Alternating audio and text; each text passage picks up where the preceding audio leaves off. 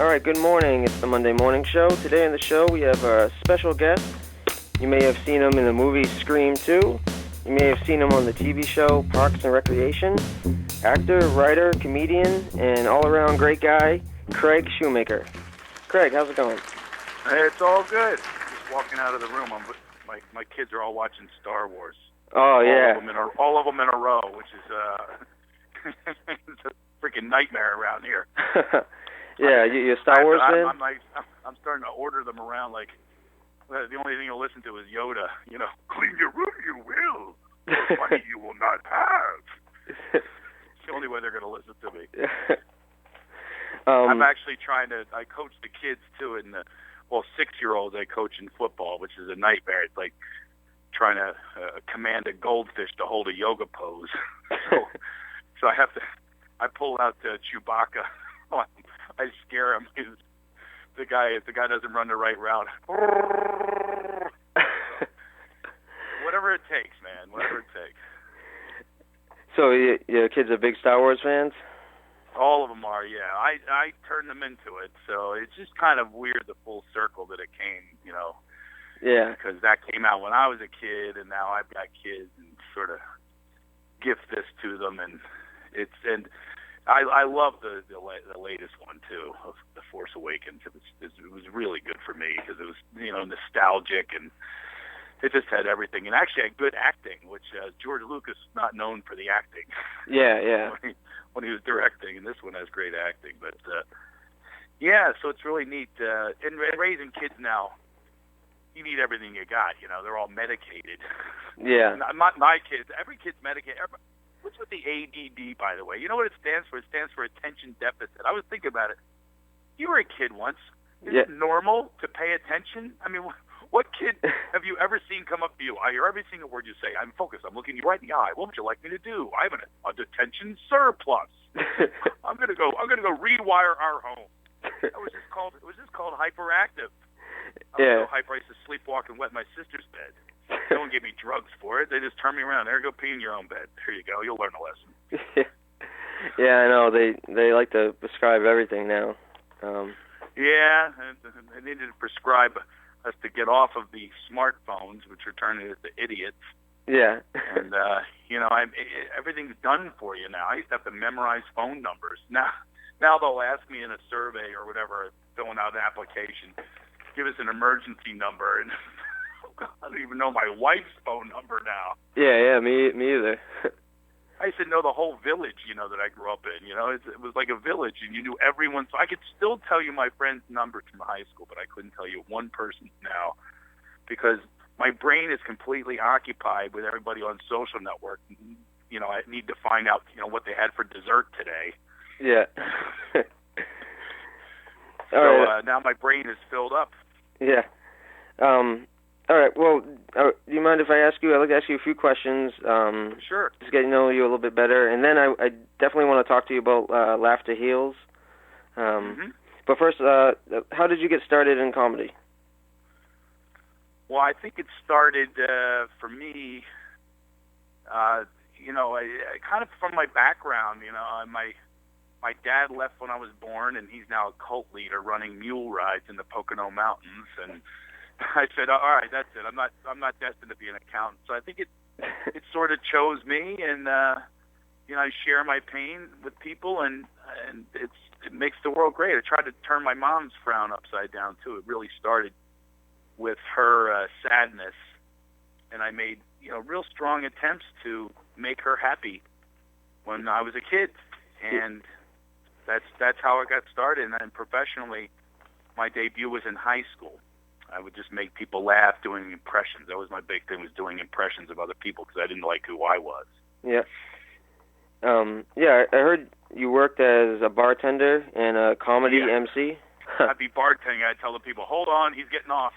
I'd have to leave the bar. I was the only bartender, and go up on stage and do a few lines and say, all right, here he is, the legendary Whitted, and I'd introduce the next comedian. It's all in Philadelphia. And it was a great experience, though, and it's the only way to make money because there's no money in comedy. There still isn't. There should be, though.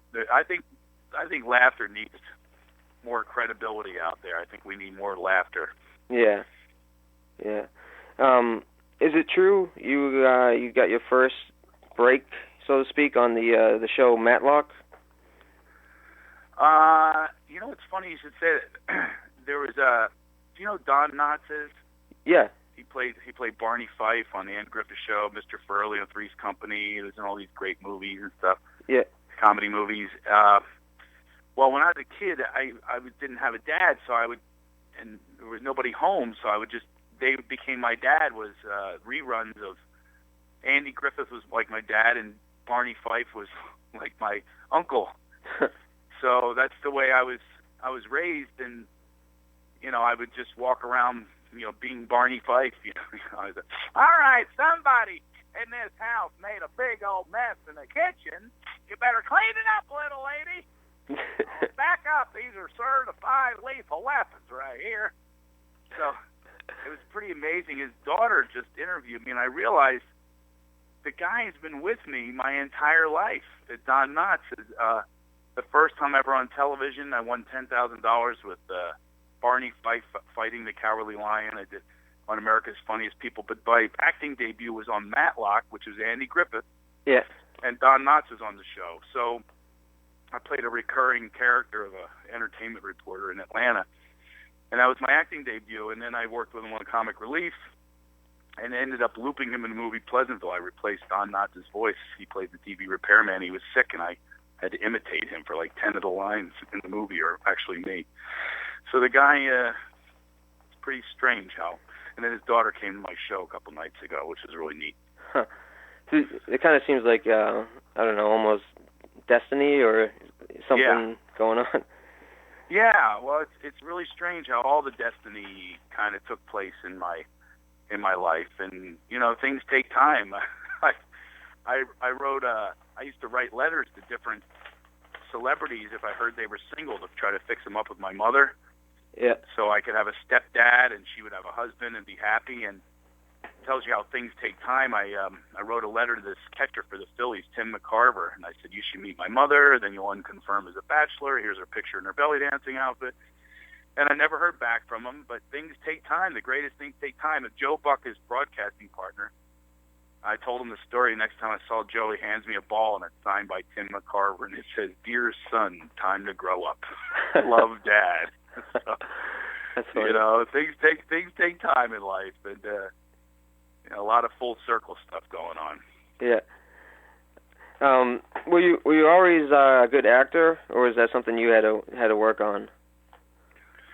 I'd say anybody that escapes through the world of acting, playing other characters, is probably going to be a good actor, and so that's been going on for a long time. And you know, I was constantly trying to, in one method or another, get away from who I was, and that's the other thing that came full circle, is now I'm happy with who I am, and I keep going inward instead of outward.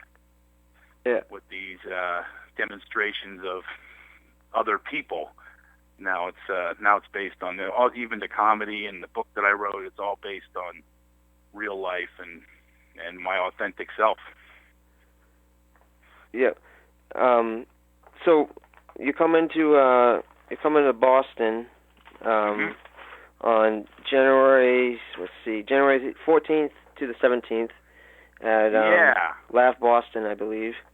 I was there once before. It's a really great place. It's beautiful, and the audiences are great. And I'll be there in mid-January, which I don't know what I'm going to do about my agent booking me in Boston in January when I live in Southern California. That's genius right there. Yeah, it's pretty cold. I was there in the winter. Nice weather for your nipple. Yeah. So, yes, I will be making the flight there. Hopefully your weather will be paying for me. Yeah. And I'm sure I won't be drawing too much on the Sunday when there's a playoff game, but what are you going to do? Yeah. Is there a place or places you like to go to when you come to Boston? To tell you the truth, I've seen so much of Boston and spent so much time there that there aren't too many places left for me, and mostly when I go on the road, I tend to write new material or write another book whatever I need to tend to. So, no, I don't really do much anymore. I've checked out all the food. I've had a clam chowder. Yeah. I've had it all there. So it seems like you stay pretty busy then. So when you're not performing on stage, you're writing. Oh yeah. I do a lot of writing, and my mentor, actually the guy opening for me. Oh no, that's actually somebody else. I do mentor comics too, so I spend a little time with them, and I'm working on some other reality shows as well. I've got 12 shows in development right now. I'm hoping to sell a few of those. So what's some advice that you give to young comics? Well, the biggest advice I give is I don't think it's about the joke writing. I really do think it's about writing about yourself so that you know how to handle any situation that way. I mean, I'll give you an example. I used to think it was about the jokes and the impressions, and then I would go on these radio shows or a television show, and they ask you a question, and you can't respond with your jokes most of the time, or you can't, or whatever they're doing, or whatever. What if you're playing the Moose Lodge and it's a really difficult situation where the microphone goes out? The person responding is you, the funny person, the person that you know, the person with a sense of self, a sense of humor. That's who's responding, not a joke.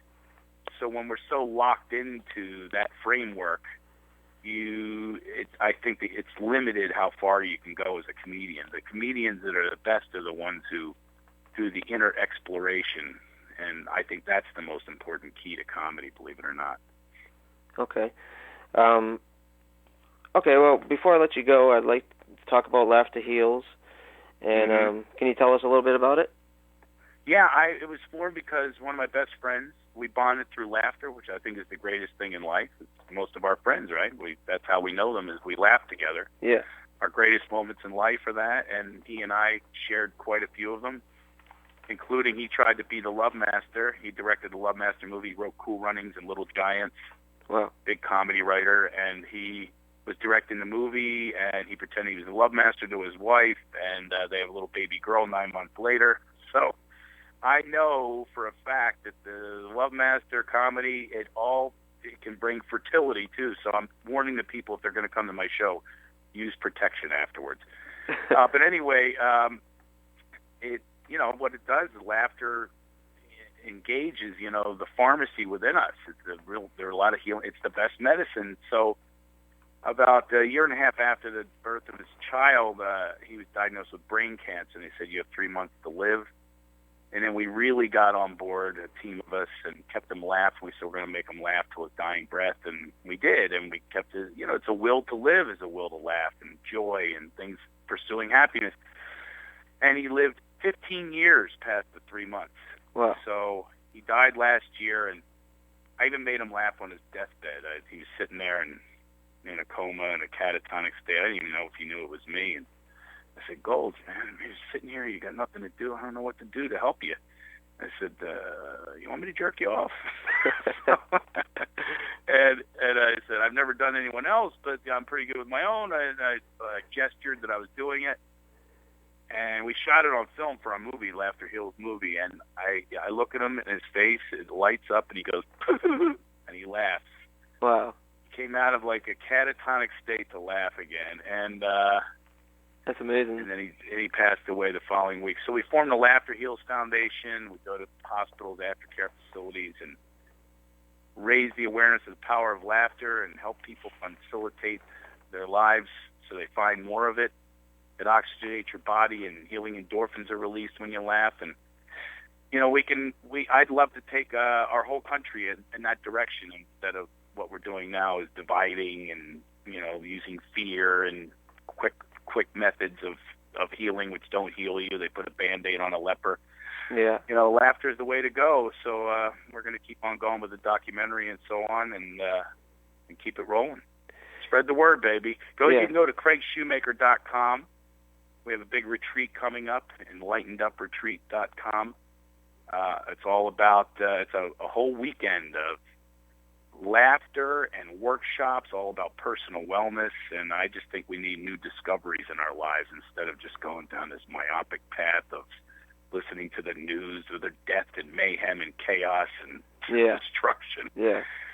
I definitely have experienced how laughter has helped me. Because I've had problems with depression and anxiety, and I notice if I'm feeling down or something, I'll put up a funny video on YouTube, and it goes away. And well, actually, we work with a lot of people with depression because you literally cannot be depressed and laugh at the same time. They can't exist in the same plane. Yeah. It's literally impossible. It's chemically impossible. So we try to shift the energy and shift into a positive outcome and outlook. And you'll see in the movie, with all the research has been done, your brain changes, your consciousness changes once you start to laugh. And that's the prescription that more people need, and we're going to see to it that they're aware of that. Yep.